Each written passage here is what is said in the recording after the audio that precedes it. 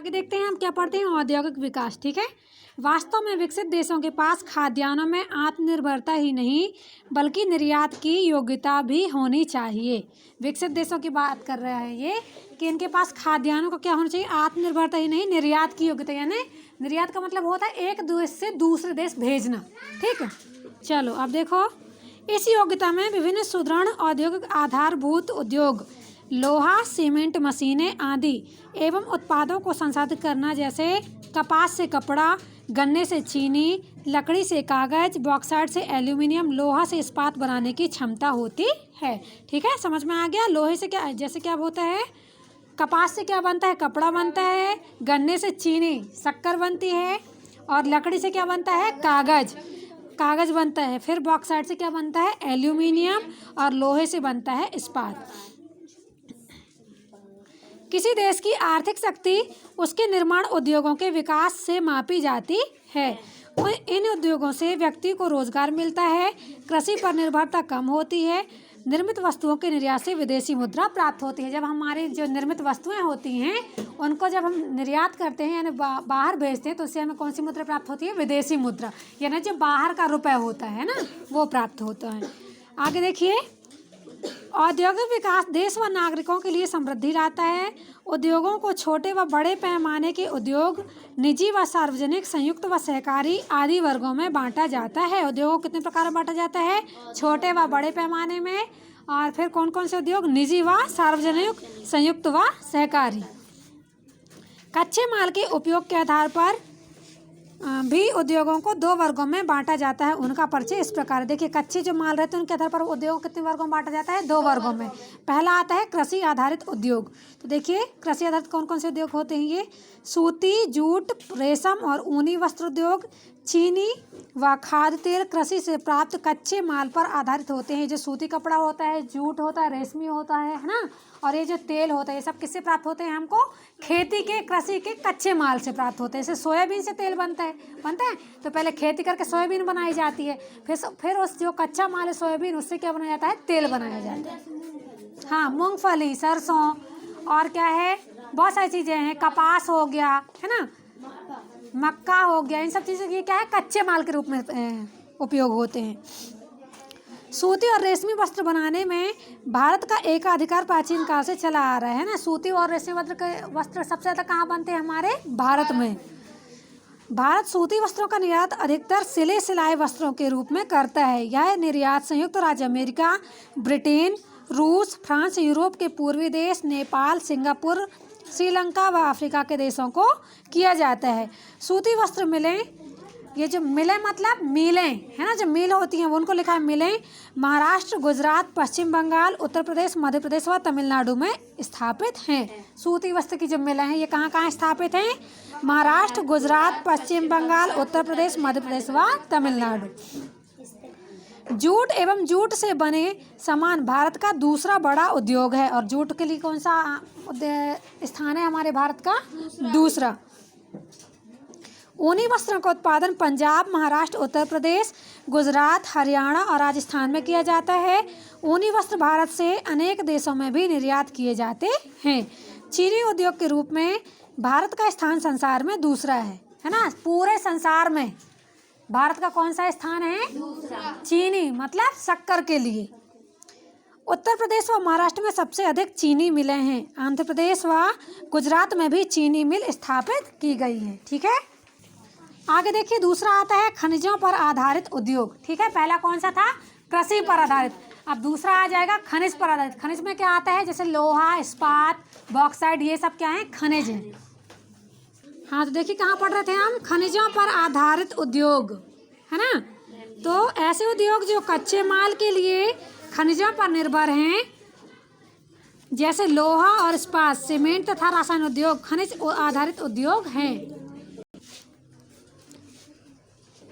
खनिज आधारित उद्योग हैं। भारत में लोहा व इस्पात का पहला कारखाना सन 1830 में पोर्टो नोवो नामक स्थान में तमिलनाडु में लगाया गया था। कौन सा, लोहे व इस्पात का जो पहला कारखाना था वो कब बना था, सन 1830 में। कहाँ, तमिलनाडु में, और उसका नाम क्या था, पोर्टो लोवा। ठीक है, लोहा व इस्पात बनाने का आधुनिक कारखाना 1907 में जमशेदपुर, ये कहाँ है, झारखंड में लगाया गया। लोहा व इस्पात एक भारी उद्योग है क्योंकि इसमें अधिक स्थान घेरने वाले कच्चे माल का उत्पादन होता है। इसमें लौह अयस्क, कोकिंग कोयला, चूना पत्थर और मैग्नीज अयस्क का उपयोग किया जाता है। इसका उत्पादित माल भी भारी होता है। एल्यूमिनियम एवं तांबा का प्रगलन भी भारत के बड़े उद्योग हैं। इसके अतिरिक्त रासायनिक उद्योग, जिनके अंतर्गत उर्वरक, कृत्रिम रेशे, कृत्रिम रबड़, प्लास्टिक की वस्तुएं, रंग रोगन तथा औषधियाँ तैयार की जाती हैं। परिवहन उपकरण जैसे रेल के इंजन, डिब्बे, मोटर वाहन में क्या क्या आता है देखिए, बस, ट्रक, कार, मोटरसाइकिल आदि। वायुयान एवं पोत बनाने संबंधी बड़े एवं भारी उद्योग तथा इलेक्ट्रॉनिक उद्योग स्थापित किए गए हैं। उपरोक्त सभी प्रकार के उद्योग बड़ी मात्रा में व्यक्तियों को रोजगार उपलब्ध कराते हैं। ये सभी प्रयास हमारे देश के औद्योगिक विकास के सूचक हैं। अब देखिए हम पढ़ते हैं सेवा क्षेत्र। तो इस क्षेत्र में सूचना प्रौद्योगिकी, बैंक, बीमा, वित्तीय संस्थान आदि क्षेत्र आते हैं। अभी ये कौन से क्षेत्र चालू हो गए, सेवा वाले। इसके पहले हम कौन से पढ़ रहे थे, कृषि। हमारे यहाँ आय के लिए कौन कौन सी चीज़ों पर हम निर्भर हैं, एक कृषि और दूसरा सेवा। ठीक, तो पहले हमने किसके बारे में जाना, कृषि के क्षेत्र के बारे में। अब हम जानेंगे सेवा के क्षेत्र के बारे में। तो वित्तीय संस्थान आदि क्षेत्र आते हैं। सॉफ्टवेयर विकास के क्षेत्र में भारत दुनिया में प्रसिद्ध है। अब देखिए कुटीर व लघु उद्योग। तो हमारे देश में उत्पादन और राष्ट्रीय आय की वृद्धि में कुटीर उद्योगों का बहुत महत्व है। कुटीर मतलब होते हैं छोटे से बड़े उद्योग, है ना, ये ना हल्के बड़े, जिनमें कम पूंजी लगती है और 2-4 लोग ही मिलके काम कर सकते हैं। और लघु उद्योग का मतलब होता है बड़ा उद्योग। उल्टा दे दिए इसमें। कहाँ तक पढ़े, कुटीर उद्योग परंपरागत उद्योग हैं। इनमें कम पूंजी लगती है तथा घर के सदस्यों द्वारा ही वस्तुएं बना ली जाती हैं। किसान के पास 6 माह काम रहता है। शेष 6 माह में जब वे बेरोजगार रहते हैं तब इन कार्यों को कर धन कमाते हैं। जैसे कौन कौन से आते हैं कुटीर उद्योग में, खिलौने बनाना, लिफाफे, पापड़, बड़ी बनाना, चटाई, झाड़ू, मसाले, बिड़ी, कपड़े बुनना आदि कार्य कौन से हैं, कुटीर उद्योग। ठीक है, में किए जाते हैं। इसी तरह लघु उद्योग में भी कम पूंजी लगती है। इसी तरह कम मजदूरों द्वारा ही कार्य करा लिया जाता है। सरकार अब इन उद्योगों हेतु ऋण उपलब्ध करा रही है। ऋण मतलब क्या, लोन, जो लोन चलता है ना, उसी को बोला गया है इसमें। और इससे उत्पादन बढ़ाने में मदद मिल रही है तथा बेरोजगारों को रोजगार प्राप्त हो रहा है। तो ये क्या था हमारा कुटीर और लघु उद्योग। आगे देखते हैं हम, आर्थिक विकास एवं पंचवर्षीय योजनाएं। पंचवर्षीय योजना अपने यहाँ चलती है ना। पंचवर्षीय मतलब जो 5 साल का काम रहता है, जिसमें जैसे सरपंच का चुनाव होता है, कितने साल के लिए बनता है, 5 साल के लिए। और प्रधानमंत्री बनते हैं, कितने साल के लिए बनते हैं, 5 साल के लिए। पंच बनाया जाता है, कितने साल के लिए बनाया जाता है। तो ये सब किस नाम से जाने जाते हैं, हमारे पंचवर्षीय योजनाएं। ठीक, देश का नियोजित ढंग से विकास करने हेतु योजनाएं तैयार करने के लिए भारत सरकार द्वारा कब सन 1950 में योजना आयोग की स्थापना की गई, जो अब तक 12वीं पंचवर्षीय और 3 वार्षिक योजनाएं बना चुका है। भारत सरकार द्वारा जनवरी 2015 से योजना आयोग के स्थान पर योजना आयोग को क्या नाम दे दिया गया है, नीति आयोग। देखते हो ना, जब भी न्यूज़ आता है तो नीति आयोग करके आता है ना, उसी के लिए बताया जा रहा है। नीति आयोग का गठन किया गया है। नीति आयोग रणनीतिक और दीर्घकालिक नीतियों और कार्यक्रमों को तैयार करते हुए केंद्र और राज्यों को प्रासंगिक तकनीकी सलाह प्रदान करता है। अब देखिए नियोजन क्या कहलाता है। नियोजन का अर्थ साधनों, प्राथमिकताओं का निर्धारण करना तथा निर्धारित लक्ष्यों और उद्देश्यों को प्राप्त करने के लिए आगे कदम बढ़ाना। यह बात हमारी इस धारणा पर आधारित है कि आगे कदम बढ़ाने से पूर्व विचार करो और सोचो। ये किसका, ये नियोजन का हमको अर्थ बता रहा है। नियोजन का अर्थ क्या है, पहले किसी काम के लिए विचारो फिर उसको करो, है ना। कोई काम करने से पहले उसके बारे में सोचो फिर उसको आगे करो। इन्हें कार्यान्वित करने के फलस्वरूप कृषि व उद्योगों के उत्पादन में वृद्धि हुई है। 11वीं पंचवर्षीय योजना में 3 बातें रखी गई थी। ठीक है, कौन कौन सी? विकास के लक्ष्य निर्धारित करना तथा उनकी प्राथमिकता निश्चित करना। दूसरा था उपलब्ध संसाधनों का अधिकतम उपयोग करना। फिर तीसरा था नियोजित विकास के फलस्वरूप उत्पादित वस्तुओं और उनसे अर्जित लाभ का न्यायोचित वितरण करना। ठीक है, ये कब था? 11वीं पंचवर्षीय योजना में। नियोजन के माध्यम से विकास को गति देना पंचवर्षीय योजना का मुख्य उद्देश्य है। 12वीं पंचवर्षीय योजना की अवधि मार्च 2017 में समाप्त हो चुकी है। ठीक है, अब ये जो चल रही है, कौन सी चल रही है? 13वीं चल रही है। 2017 के बाद से 13वीं चल रही है। ठीक है, लेकिन कुछ हो ही नहीं रहा है। नहीं तो ये ख़त्म हो जाती ना, ये तो 13वीं भी समाप्त हो जाती, 2022 में हो जाती, लेकिन लॉकडाउन की वजह से 13वीं ख़त्म ही नहीं हो रही है। सिर्फ 12वीं समाप्त हो गई है, ना तो 13वीं आई है ना ख़त्म हुई है। हाँ, तो देखिए अब हम क्या पढ़ते हैं, किसान क्रेडिट कार्ड योजना। ये किसानों के पास रहता है ना क्रेडिट कार्ड, जिससे उनको ब्याज क्या मिल जाता है? लोन मिल जाता है ना। वो अपनी खेती के लिए पैसे ले लेते हैं, फिर उसमें से शायद उनको आधा चुकाना पड़ता है, ऐसा कुछ होता है ऐसे। किसानों की आर्थिक स्थिति सुधारने के लिए सन 1998-99 में किसान क्रेडिट कार्ड योजना विभिन्न बैंकों के माध्यम से प्रारंभ की गई। इसके अंतर्गत किसानों को कृषि भूमि के आधार पर उचित मात्रा में अल्पकालीन ऋण न्यूनतम ब्याज दर पर उपलब्ध कराया जाता है तथा इसके साथ साथ फसलों का बीमा कराकर किसान के जोखिम को कम कर दिया जाता है। किसान को भी बीमा लाभ की सुविधा प्रदान की जाती है। फिर देखिए फसल बीमा कैसे होता है? तो किसानों की फसलों की विभिन्न प्राकृतिक आपदाओं जैसे अतिवर्षा, अल्पवर्षा, पाला, कीट एवं बीमारियों के प्रकोप से सुरक्षा प्रदान करने के उद्देश्य से सरकार द्वारा फसल बीमा योजना प्रारंभ की गई है, जिसके अंतर्गत बीमित फसल को क्षति होने पर उसकी भरपाई के रूप में निश्चित राशि उपलब्ध कराई जाकर किसान को सहायता प्रदान कर कृषि को बढ़ावा दिया जाता है। चलो आगे देखते हैं हम मुख्य आर्थिक समस्याएं। ठीक है, प्राचीन काल में भारतीय अर्थव्यवस्था समृद्ध एवं विकसित थी। भारत में आर्थिक क्षेत्र में आत्मनिर्भरता थी। सिंधु घाटी सभ्यता के समय मिट्टी के बर्तन, धातु उद्योग, भवन निर्माण उन्नत अवस्था में था। मध्यकाल में भारतीय रेशम की मांग विदेशों में इतनी अधिक थी कि रोम के निवासी रेशमी वस्त्रों के भाग के बराबर सोना देने को तत्पर थे ना। ये कब था? सिंधु घाटी सभ्यता के टाइम की बात थी। ईस्ट इंडिया कंपनी प्रारंभिक वर्षों में बहुमूल्य धातुओं के बदले भारत में बने कपड़े, मसाले व कुटीर उत्पाद खरीदती थी। बाद में स्थितियों में परिवर्तन हो गया।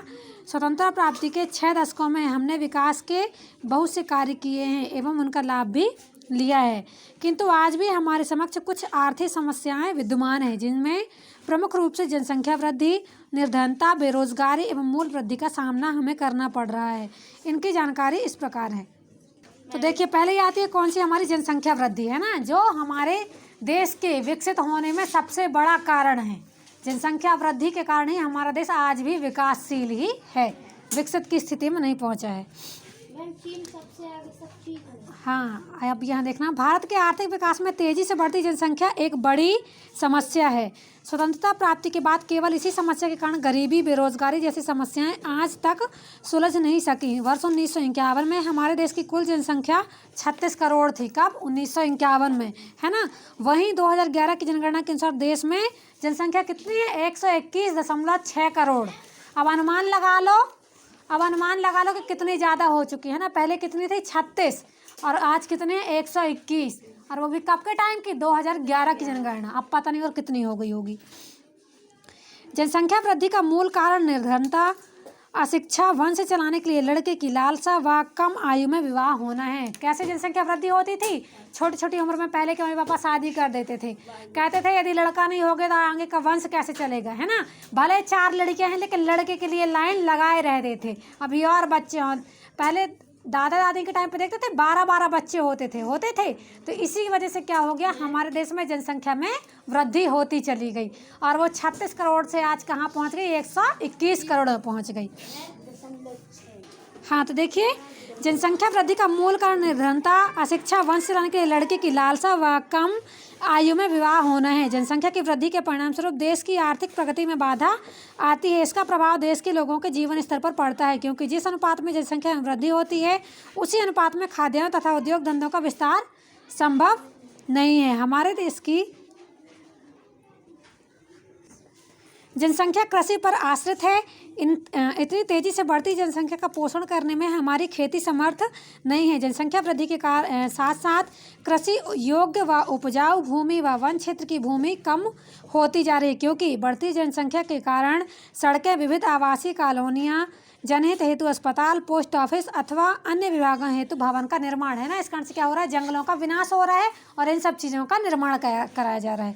सुविधाओं हेतु एयरपोर्ट, बस अड्डे तथा अन्य संचार कार्यों हेतु भूमि का आवंटन, मिट्टी का एक बहुत बड़ा भाग अन्य कार्यों में प्रयोग हो रहा है, जैसे मकानों के लिए ईंट बनाना आदि। मवेशी तथा अन्य जानवरों को चराने हेतु भूमि क्षेत्र में चारागाहों का विकास, पेड़ पौधों की लगातार कटाई से प्रतिवर्ष लाखों हेक्टेयर भूमि की ऊपरी सतह नदी तथा वर्षा के जल अथवा बाढ़ में बह जाती है। दूसरा पॉइंट देखिए, निर्धनता।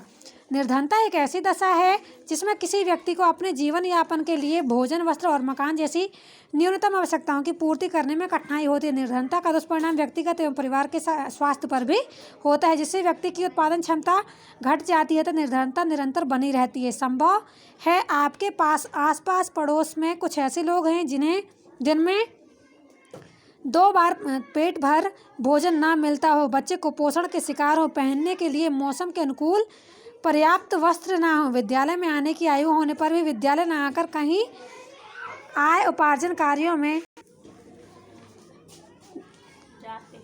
जाते हों। इन्हें अर्थशास्त्र में गरीबी से पीड़ित और गरीबी रेखा के नीचे रहने वाले लोग कहा जाता है। ऐसे लोगों की दशा सुधारने तथा गरीबी रेखा से ऊपर लाने का कार्य सरकार और समाज का है। सरकार इसके लिए 2 कार्य करती है। पहला, गरीबी रेखा में रहने वाले व्यक्तियों व परिवारों को चिन्हित कर कार्ड बनाना तथा दूसरा, उन्हें गरीबी रेखा से ऊपर लाने हेतु सहायता एवं रोजगार उपलब्ध कराना। ठीक है। फिर तीसरा पॉइंट देखिए, बेरोजगारी। बेरोजगारी में क्या आता है, सभी व्यक्ति अपनी दैनिक और भविष्य की आवश्यकताओं को पूरा करने के लिए अलग अलग क्षेत्रों में जीविकोपार्जन के लिए कार्य करते हैं। जब किसी व्यक्ति को लाभप्रद काम या नौकरी नहीं मिलती तो उसे बेरोजगार कहा जाता है। बेरोजगार वह स्थिति है जिसमें कोई व्यक्ति शारीरिक और मानसिक रूप से कार्य करने के इच्छुक होने पर भी कार्य पाने में असमर्थ होता है। ठीक है। हमारे देश में बेरोजगारी का प्रथम कारण है अर्थव्यवस्था का मंद विकास। बेरोजगारी का दूसरा कारण है जनसंख्या में अत्यधिक वृद्धि। इसके परिणामस्वरूप 15 से 59 आयु वर्ग के सर्वाधिक व्यक्ति रोजगार की प्रतीक्षा में हैं। विगत दशकों में जनसंख्या जिस गति से बढ़ी है उसी गति से रोजगार के अवसर नहीं बढ़े। हमारे देश में शिक्षित बेरोजगार भी बढ़े हैं। इसका कारण उनकी सोच में ही है, वे अपना पारिवारिक एवं परंपरागत व्यवसाय नहीं करना चाहते। वास्तव में सरकारी अथवा गैर सरकारी क्षेत्र में इतने अवसर नहीं हैं कि सभी को सफ़ेद पोश रोजगार दिया जा सके। शिक्षित बेरोजगार को अपने परंपरागत रोजगारों पर भी ध्यान केंद्रित करना चाहिए। केंद्र सरकार द्वारा राष्ट्रीय ग्रामीण रोजगार गारंटी योजना 2005 विधेयक पारित किया गया है। इस विधेयक में ग्रामीण क्षेत्रों में प्रत्येक परिवार के एक वयस्क व्यक्ति को, है ना, अब चाहते हैं ना अपने यहाँ भी लोग रोजगार गारंटी में काम करने, है ना, तो एक घर से कोई एक व्यक्ति जाता है काम करने, उसको कितने दिन का काम दिया जाता है, 100 दिन का काम दिया जाता है। हाँ, तो जिसके यहाँ कार्ड होगा वो जाता होगा। 100 दिवसों का रोजगार उसके निवास के निकट 5 किलोमीटर के दायरे, और उसको काम कितने में दिया जाता है, 5 किलोमीटर के दायरे में दिए जाने हेतु प्रावधान किया गया है। अब देखिए कौन सा ऑप्शन आता है हमारे पास, मूल्य वृद्धि टॉपिक है ये। अब आप कक्षा 8 में पढ़ रहे हैं, क्या आपने कभी यह ध्यान दिया है कि जब आप कक्षा 5 में पढ़ते थे तब एक पेन अथवा कॉपी का मूल्य कितने रुपए का था? कितने रुपए का था उस टाइम पे? उस टाइम पे 5 रुपए वाली कॉपी, 10 रुपए वाली कॉपी ऐसे चल जाती थी 5वीं में। हाँ, और 2 रुपए वाली पेंसिल से काम चलता था, है ना। लेकिन अब 70 रुपए का एक रजिस्टर चाहिए है और 5 रुपए वाले 2 पेन, ब्लैक और ब्लू, है ना, लगते हैं ना। तो तुम लोग समझ जाओगे कितना ज़्यादा मूल्य वृद्धि हो रही है। ठीक, और वही कॉपी, तो देखो जब 5वीं पढ़ते थे जो कॉपी उस टाइम पे हमको 25 की मिलती थी, वही कॉपी आज कितने में मिलने लगी, 30 रुपए में मिलने लगी, है ना। हाँ, कैसे एकदम से यानी मूल्य में वृद्धि हो रही है। तो मूल्य कितना बढ़ गया, मूल्य क्यों बढ़ते हैं, मूल्य बढ़ना अच्छा है अथवा नहीं, इस पर अपने मित्रों से चर्चा करें तथा शिक्षक से पूछें। तो वो हमने आपको बता दिया ना। आगे देखो, सरकार द्वारा समय समय पर मूल्य वृद्धि का मापन किया जाता है तथा मूल्य वृद्धि को स्थिर रखने के उपाय किए जाते हैं। मूल्य में परिवर्तन जानने के लिए थोक मूल्य तथा उपभोक्ता मूल्य सूचकांक बनाए जाते हैं। इन सूचकांकों में सभी उत्पादित वस्तुओं के मूल्य को शामिल किया जाता है। विशेषकर उपभोक्ता वस्तुओं में भोजन सामग्री, कपड़े तथा अन्य आवश्यक पदार्थों के मूल्यों को नियंत्रण में रखने का प्रयास किया जाता है ताकि व्यक्ति का जीवन स्तर सामान्य बना रह सके। निरंतर और अनियंत्रित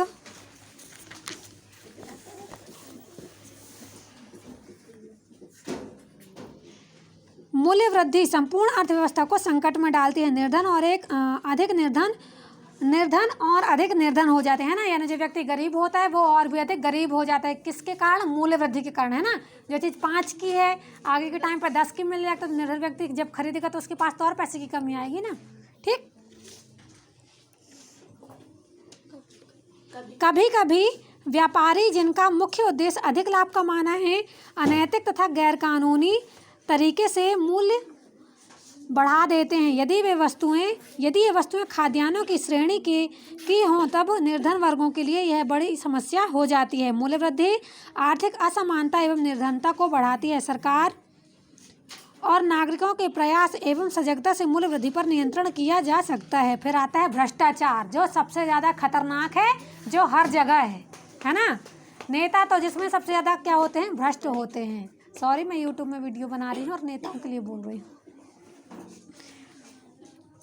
किसी कार्य को अपने हित में कराने के लिए पैसा या वस्तु किसी अन्य व्यक्ति या संस्था को देना भ्रष्टाचार या घूसखोरी कहलाती है ना। आजकल कोई भी काम नहीं होता तो रिश्वत लेके लोग कर देते हैं ना। यही सब तो क्या है? भ्रष्ट व्यक्ति हैं। चाहे वो किसी भी ऑफिस में हो, कोई सी भी साइड हो, लोग अपना क्या करते हैं? रिश्वत दे के अपना काम करा लेते हैं। चाहे वो स्कूल हो, चाहे वो कुछ भी हो, हॉस्पिटल हो, चाहे किसी का केस अदालत वाला काम हो, चाहे कॉलेज हो, कहीं भी कुछ भी हो, रिश्वत दिए 4000 की जगह 20,000 पकड़ाए और अपना काम निपटा के चले आए। यही क्या होते हैं? भ्रष्टाचारी। ठीक। करों की चोरी भी इस श्रेणी में मानी जाती है। करों में से वो जो रहता है कर, जो बढ़ाया जाता है, ब्याज, है ना। वो आए दिन आप समाचार पत्रों में भ्रष्टाचार की खबरें पढ़ते हैं। इसमें पैसे या वस्तु देने वाला और लेने वाला दोनों ही अपराधी होता है। भ्रष्टाचार से आर्थिक असमानता बढ़ती है और गरीब अधिक गरीब हो जाते हैं। यह उन्नति की जड़ों को कुतरकर खोखला कर देता है। सरकार ने अनेक नियम और कानून बनाकर भ्रष्टाचार रोकने के प्रयास किए हैं, लेकिन वो प्रयास सब क्या हैं? असफल हैं। बहुत ही कम जगह सफल हो पाते हैं। अत्यधिक खर्चीले चुनाव भी भ्रष्टाचार का प्रमुख कारण है। उपरोक्त समस्याओं के अतिरिक्त जनसंख्या वृद्धि का दबाव नगरों में खाली पड़ी भूमि पर बढ़ने लगता है। कई बार ऐतिहासिक इमारतों का प्रयोग सरकारी कार्यालयों, सार्वजनिक पुस्तकालयों आदि के रूप में होने लगता है। कहीं कहीं ये अपशिष्ट फेंकने के लिए प्रयुक्त होने लगते हैं। बच्चे इनमें खेलने लगते हैं। कभी कभी इन्हें गिरवाकर नव निर्माण करा दिया जाता है। ठीक है, सबको समझ में आया पाठ पूरी तरह से? चलो, तो यहाँ हमारे पाठ समाप्त होता है। अब इसके अगले वीडियो में इसका अभ्यास प्रश्न सॉल्व करेंगे। धन्यवाद।